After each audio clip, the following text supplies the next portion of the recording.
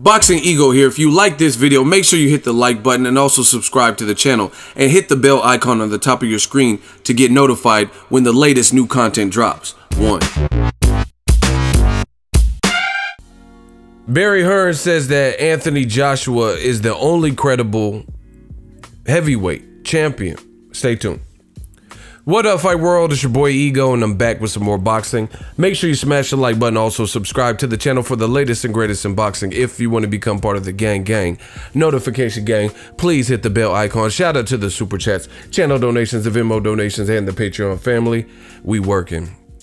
Shout out to Love Sport Radio. They have an exclusive interview with one of the masterminds behind Matchroom Boxing, Barry Hearn. You see the title on screen. Deontay Wilder has never responded to Anthony Joshua offers, and it's an interview. This is what Barry Hearn had to say. He told Brian Moore on his podcast, quote, "We would desperately love to fight Deontay Wilder in Wembley on April 13th. We have offered him successively more and more, not just guaranteed money, but percentage money. It will generate many times more than he has ever earned in his life, but there's a certain level beyond which we won't go because AJ is the A side. Unfortunately, I have to report that so far, despite 3-4 emails, dozens of phone calls, we haven't had one response from Deontay Wilder's team." And here's an excerpt. "I believe that Anthony Joshua is head and shoulders the #1 heavyweight in the world. I think he's the only credible world champion out there. We're not looking to make a few quid quickly. We're looking to build a legacy. Now, I can be totally wrong, and the moment he gets beat, I'll hold my hands up. But at the moment, he hasn't been beat, has he? 22 fights, 6 world title defences. It's unbelievable, the history of heavyweight boxing. 6 world title defences already after 22 fights. Deontay Wilder's had over 40 fights. He probably only had 1 or 2 proper ones." Now, you know, we'll continue and then I'll give some more of my thoughts. So sooner or later, you take the hint that maybe they don't want us that bad. But then they're also, I guess, planning a Tyson Fury rematch. You guess? What? Oh my gosh, this is funny. He says, "It is a big fight. It's complicated because Tyson Fury is on BT and we're on Sky," Hearn added, talking about an AJ fight. "Tyson Fury's promoted by Frank Warren. We are obviously the market leaders and industry leaders, so there's all sorts of egos and money coming in. I'd be very happy to fight Tyson Fury on April 13th as well, and the reason being, Tyson Fury can box, but he can't punch. Deontay Wilder can punch, but he can't box. AJ can punch and can box. So if I'm looking at protecting my man, making sure he earns the most amount of money with the least amount of risk, I'd take either of those 2 fights in a heartbeat." But being the cynical old jit that I am, I don't think they're going to be knocking our door down because I don't think they work it out. Because I think they work it out, excuse me. Look, we can fight each other. We can think we're going to win and either of them could win. And then we could fight Joshua for even more money. So you tend to put it off. It's like Amir Khan and Kell Brook.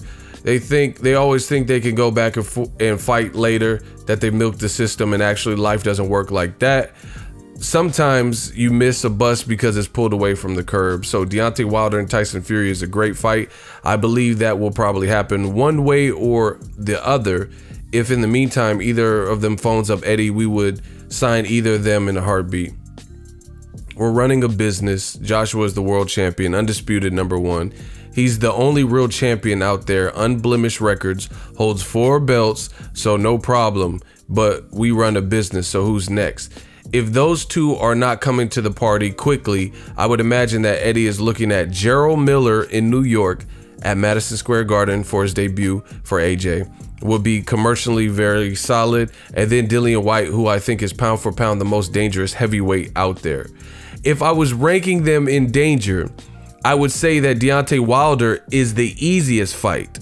I think Gerald Miller is an unknown fight because we don't know how good he is. He's a big lump.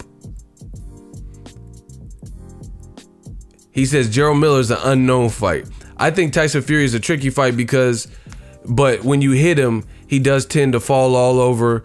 To his credit, he gets up again, which is remarkable. And I've got the greatest respect for him for what he's done, pulled himself together from the brink.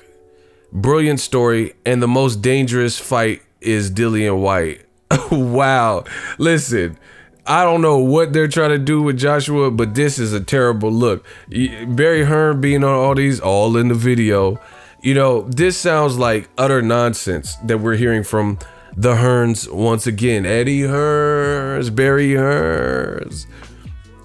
Now they're trying to say Dillian Whyte is the most dangerous, and Joshua already knocked him out, but he's the most dangerous as opposed to Tyson Fury, you know, Gerald Miller and Deontay Wilder, who are all unknown variables. But then you look at Gerald Miller, Matchroom has not been putting him in the toughest fights, so he's really an unknown variable.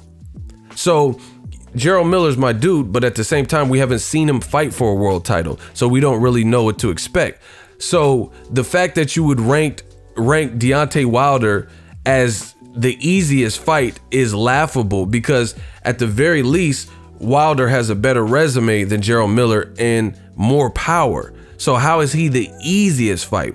You know, I don't even have to spend too much time talking about this nonsense. We already know Tyson Fury is an excellent fighter himself. He's not the biggest puncher, but he could box his ass off. But the fact that Barry Hearns did this interview and is making it look like the easiest fight is, you know, more smoke screens and, you know, trickery. It's just, listen to the way they're talking. We're running a business, and he knows what's up, because he's saying that they're not responding to my emails, but I know they're probably trying to make Wilder Fury 2, and I know it's probably going to get done. Then you've in effect answered your own question. You know the deal, you know the drill, you know what's going on. AJ is the one that missed the boat because he fought Povetkin, and then now Wilder got caught up with Tyson Fury, and there was some controversy, I guess you want to say, with the outcome, and it was left where nobody was the solid winner, you know. So now they'll probably rematch for a shit ton of money, do better revenue than the first fight, do better everything, you know, better numbers, and, you know, put on another good fight. Meanwhile, AJ's relegated to fighting Gerald Miller, who is definitely an unknown variable because we haven't seen him in that world title, or a guy that that AJ already knocked out before he was even a champion. So, you know, it's just looking real bad for the Hearns and what they're trying to do, because, you know, it's like, it almost appears like desperation. You really want to, and this is what Barry Hearn's claiming to believe. Just like when Eddie Hearn says Joseph Parker was a tougher fight than Deontay Wilder. None of the fans believe you. No one thought that Joseph Parker, an underdeveloped, newer champion, who has less power, who's not 6'7", you get what I'm saying? I've been right next to Joseph Parker. I've took a picture with him. He's not taller than me. You know, Wilder is a little bit taller than me. You know, so I've been next to both. You know, and you have Barry Hearn, who's doing damage control times 1 million, talking about Dillian Whyte is the most dangerous. You guys see it. He's saying Dillian Whyte is the most dangerous. So you choose the one guy who has fought Joshua and got knocked out. Granted, he's bounced back and has some solid wins, but we got to analyze who he beat. Joseph Parker coming off of a loss. He beat Robert Helenius, who lost a long time ago. You know, got knocked out even before Dillian Whyte. Dillian Whyte didn't even knock him out, right? And he fought Derek Chisora, a guy that, you know, technically I thought he won, but, you know, according to the judges, they gave it to Whyte. Whyte beat already, you know. So I don't understand. I think there's an element of danger to Dillian Whyte. Don't get that twisted. But to rank him as the most dangerous to AJ style is laughable, because that's the only guy out of the quartet that AJ has fought, and he did it via knockout. You know, AJ, we don't know how he's gonna look against a 6'10" boxing ass Tyson Fury, or an inch taller Wilder, who has the most power in boxing. Or even Gerald Miller, who, you know, hits the scales at 317. And you're saying Dillian Whyte is the most dangerous? How convenient. You know, I'm not going to spend too much time talking about it in this video. If you believe that Wilder is the easiest fight for AJ, even though he showed a chin, we've seen him at the elite level with Luis Ortiz and Tyson Fury, and we know what he brings to the table. People got to stop. Like, you got to learn how to break down boxing, because this is like really laughable at this point. Everyone's banking off of Wilder is not being technical. Guess what? Newsflash. Pacquiao made a whole ass career not being technical, not doing textbook things. Boxing is fickle like that. If you have enough of the right shit, then it doesn't matter if you have the most, if it looks pretty or you have the most prowess and stuff. Some guys have menacing power and a chin, and then that'll take them really far. You know, Wilder has more skills than people let on. People just think, oh, windmill Wilder and all this extra shit. The fights he struggled with, he should have struggled with, period. You know, Tyson Fury, who's taller, who outweighed him by 60 pounds, can box his ass off. Luis Ortiz, a Cuban southpaw, box, brawl, get on his toe. You know, these were supposed to be difficult fights, you know? So, bottom line, if this was the easiest fight, then why did you fight Povetkin? Why did Joshua fight Povetkin? A unification then would have trumped it. Now, once again, damage control, this is where that comes in. Now that you are admitting that Tyson Fury and Wilder are likely to fight each other, now all of a sudden you're trying to convey this message as if you can't understand why they're not responding to your emails, because you've had your time. They've moved on. Look, he's even saying, so Deontay Wilder and Tyson Fury is a great fight. I believe that will happen one way or the other. So all this stuff in between is filler. You're saying you believe it will happen, and then you're also acting like, I don't know, you know, we're running a business. Why won't Wilder answer us? Stop it. You just said the reason, because you know Wilder Fury is what they're trying to accomplish based on obvious reasons. Another terrible look, you know, for this. And then again, you can see what the problem is. Look at it. They're saying, oh yeah, Tyson Fury and AJ, it's a big fight, but it's complicated. This is the whole team. Eddie Hearn, AJ, Barry Hearn, they just keep talking about money, complications. We're the A side. We started boxing at this point, and these guys got 40 fights, and they started a year before. Everybody in this trio, Barry Hearns, Eddie Hearns, and AJ, that's all they're talking about, just A-sideness, and, you know, we know our market value, 90,000 and 22 fights, look what we've done. It's complicated. We're the market leaders. We lead the industry. Sky Sports for, you know, it's just the same thing. And it's, you know, this is a bad look. I think, honestly, somebody should pull the plug on doing so many interviews about such a sensitive subject, because I really don't believe this is helping Joshua's brand.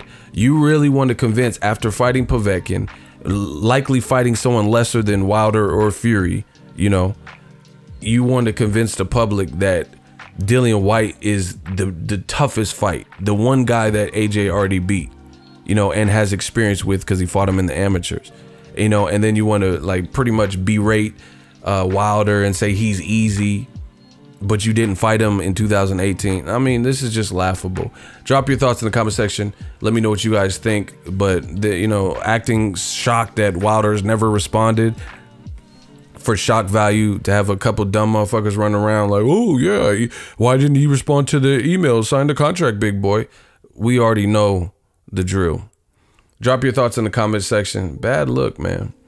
Make sure you smash the like button as always. Hate, comment, and subscribe. Till next video. So if you enjoyed this video and want more content like this on the channel, you can show your appreciation by going to the PayPal donate button or the YouTube support button. And you can donate any amount that you feel is equivalent to the value of this video. Much more to come. Thank you guys for your support. Boxingego, the future of boxing.